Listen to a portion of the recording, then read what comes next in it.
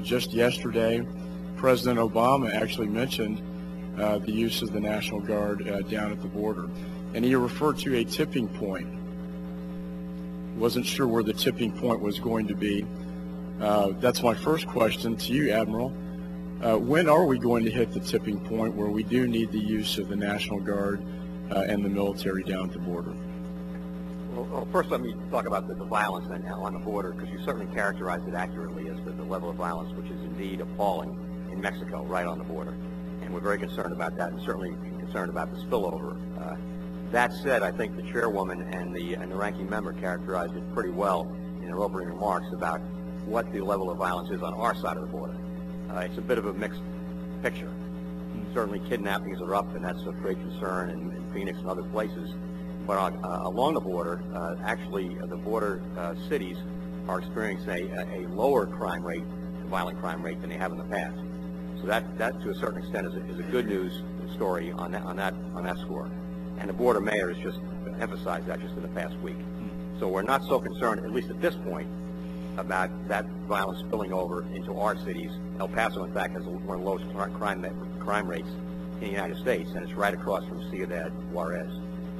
That said, our contingency plan is designed to address escalating levels of violence should that happen.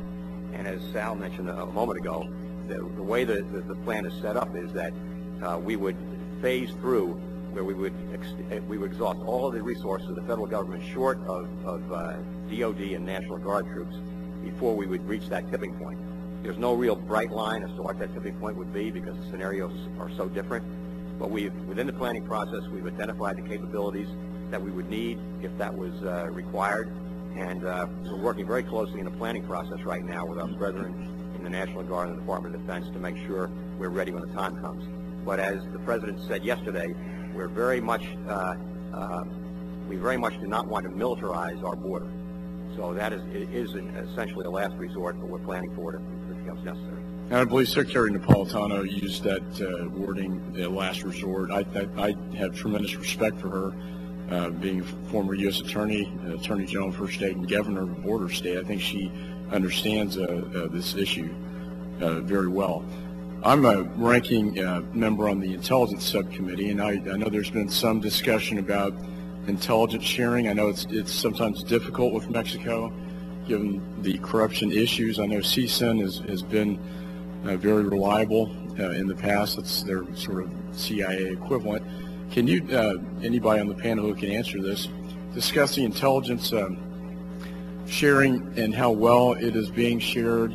Obviously, the better intelligence we have in these drug cartels, in conjunction with the Merida initiative, the more capability we're going to have to eradicate these drug cartels.